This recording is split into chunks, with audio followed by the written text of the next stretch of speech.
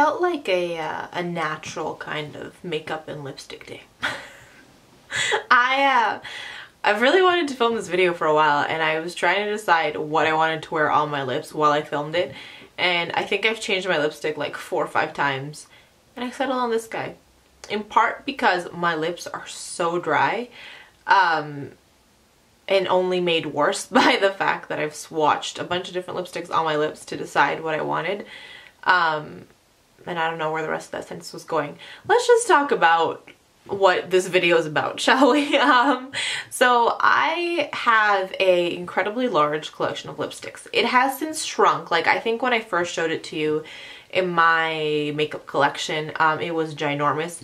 It's gone down because I've went through and sort of taken out the ones that I'm not using or I've never really used, given them away to good homes or what have you, and I've tried to sort of change the way I shop for lipstick. So really taking the time to evaluate whether or not I need it in my collection, and I've honestly flat out stopped buying backups for lipsticks because I used to do that all the time. Like, if I found something I loved, especially with MAC, I'd at least buy 1 if not 2 backups, and so I had an obnoxious amount of lipsticks that were just never going to get used and were just there to be there. And I just thought, you know what, it's bringing me personally a decent amount of anxiety. Like, I've spent all this money on this stuff that's never going to be used. It's such a waste. So I took a deep breath. I sorted through my own collection. I still do that every so often.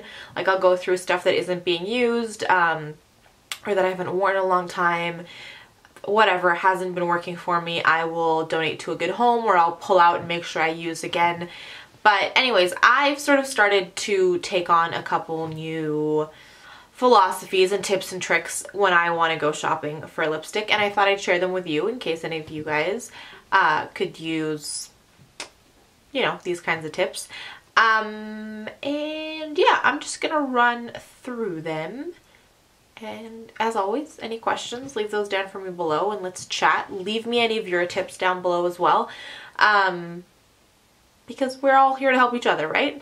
Okay, so my first tip might sound a little bit silly, but it's take a deep breath. And for me, anytime MAC specifically launches a new collection, I look at them all sort of in the press release, and I'll even look at them sometimes in the swatches and be like, oh my gosh, it's new, it's limited edition, the packaging or the person they're associated with or whatever, I need them all. So for me, I'm like, okay, hold on, take a deep breath, take a beat, relax.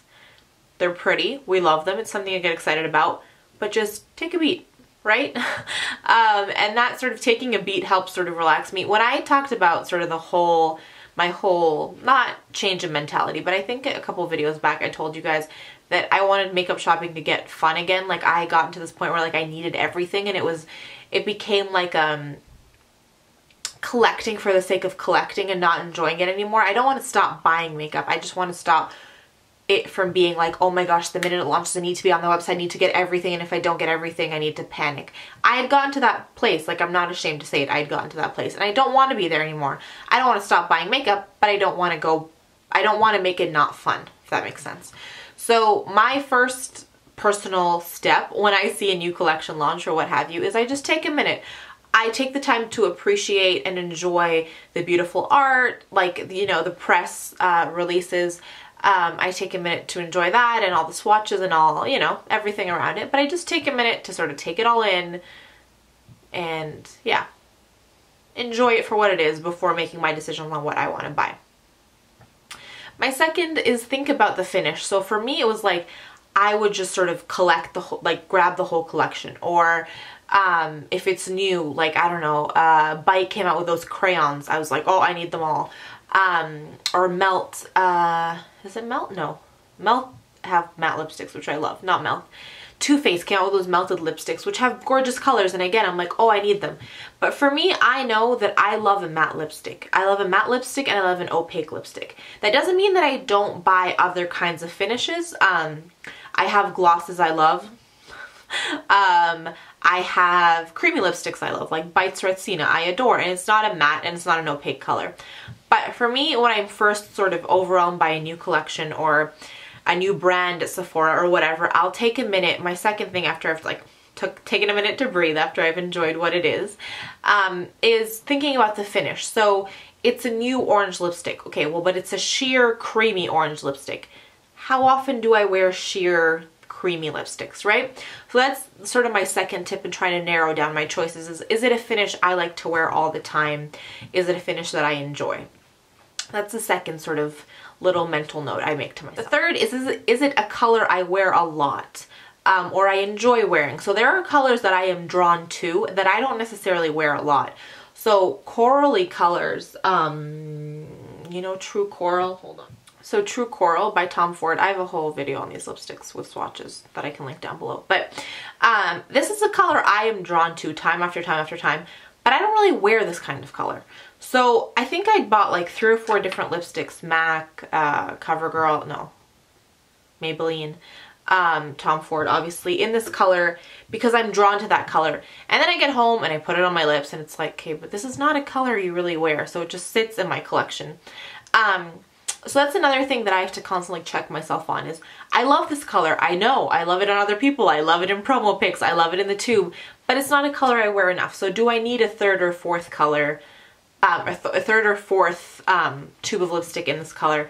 Probably not. So that's again another check I give myself when considering it. This seems like a lot of checks, and I definitely don't recommend like going into a MAC store on the launch day and trying to like go through your list. This is what I do before I get to launch day. This is why I love blogs like Temptalia.com. I'll link her blog down below because Christine is awesome. Christine writes Temptalia. She gives you, for the most of the big collections, she'll give you, okay, let's backtrack a second.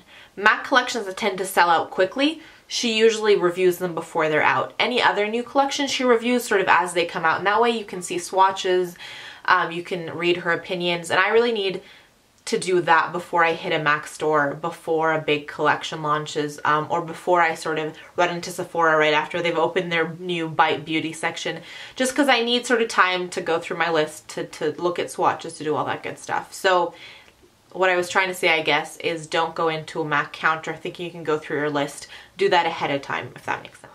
I thought this was going to be a quick video, but I should know better. Anything about lipstick is going to take a minute. My fourth sort of check or question I ask myself is it a dupable collection? Is it a dupable color? Is it something that I have already in my collection that I could dupe it for? Again, Christine's blog is awesome because she now has a section where you can compare products side by side. She offers her own dupes. But now she has a section on her website where you can actually like type in the name of the product that you're looking at and the name of the product you think you might have, that you think is a similar match, and it'll give you like comparison swatches side by side. So that's another question I ask myself is not only like do I have a lipstick in the same color already, but is it a combo I could recreate? Like do I have a lip pencil lipstick combo paired together that would get me to the same color? Do I really need another tube of lipstick? And then the last question I ask myself is the packaging or proceeds, so to speak, worth it? So there are some lipsticks that whose proceeds go to charity. So sometimes if I'm sort of on the fence and I've gone through my list and I'm still not sure, and I'm like, you know what, at the end of the day, I do still, like everything I've asked myself to this point isn't enough to deter me from buying the lipstick, and it's going to a good cause. Is that enough for me? Yeah, I'm gonna do it. But for me, and then for the other sort of question that goes hand in hand with that, for me, packaging is a big deal. I like my lipstick collection, and I know that's a word not everyone wants to use. I use it because I like that word, and I think it's a pretty, you collect things. It's like a hobby, right? And collections are something nice as long as they don't get out of hand. They're a hobby, they're something fun. So for me, my collection is about getting use out of it, but it's also something that brings me joy to look at. So packaging is a big deal for me. It's not like I'm going to buy something just for the packaging. I still want to be, it still has to be something I'm going to use, but packaging is something that will throw me one way or the other. So if I'm on the fence about a product but the packaging sucks, I won't get it. If I'm on the fence about a product and the packaging is amazing, I probably will get it. So that's sort of the last question I asked myself. So I want to say, like, for the past couple MAC collections, for example, I'm talking about MAC a lot because I think I have the hardest time with MAC because they release so often throughout the year and they do the whole limited edition thing to like sucker you in, that I find I have the hardest time saying no to MAC lipsticks. But so for example, the past couple of MAC lipstick launches, the packaging has just been the MAC packaging. And so when I've gone through my list and at the end of the day I have 1 or 2 lipsticks I'm still on the fence on, when the proceeds aren't going anywhere, it's just sort of a normal MAC collection, and when the packaging's been just the typical black packaging, I've been able to pass. Now there's the Alluring Aquatics collection, which I think by the time this video has gone up will probably be in stores and I will have shopped it already. There is a lipstick in that collection that I've decided I want because in terms of dupability, I mean, it has a matte finish, which I love. It's a color I wear all the time. I'll haul, if I get it, I will haul it. I'm pretty sure I'm gonna get it, but if I buy it, I will share it with you guys in terms of pictures and all that kind of good stuff. So I've gone through my list and it meets all the criteria, and I get to the last question and the packaging is phenomenal. And so for me, it's a slam dunk. I probably have a color that's dupable, but it meets it, like I can check off enough of the questions as a positive that I'm probably gonna get it. Where was I going with this? That packaging makes a difference to me.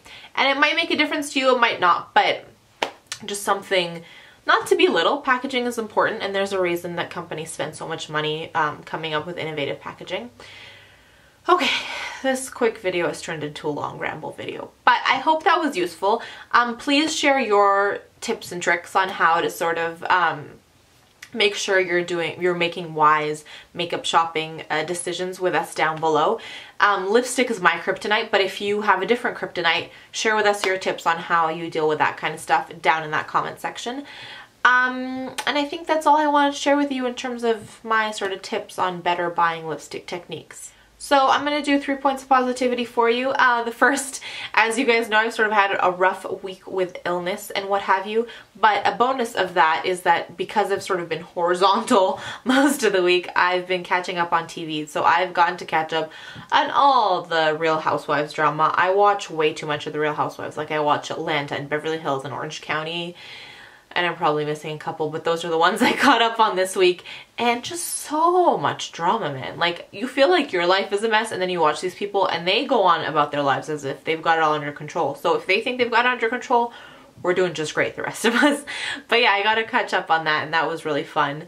I also found a new pizza place that is close by. I haven't got to try it because, you know, the whole solid food's not sitting well in my stomach this week.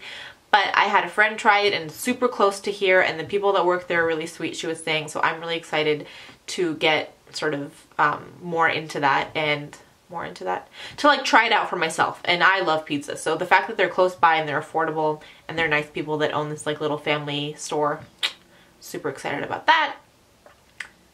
And then my third point of positivity is I'm currently, when I'm filming this, in a long weekend. By the time you see this, the long weekend will be over. But I really appreciated it. It was fortuitous timing because it meant that I could sort of be home and recover from being sick, but it also meant that I had an extra day to get some filming and editing done, which I was very grateful for. Long weekends are amazing, and it's definitely something that brings me a lot of joy when I get an extra day to sort of just do me kind of stuff. But yeah, that's all for me today. Let me know what's making you smile down in that comment section. I want to send you guys tons of love, wish you an amazing day. Thank you as always for being here, and leave you, as always, by reminding you that life is just too short to wear boring lipstick. Bye guys!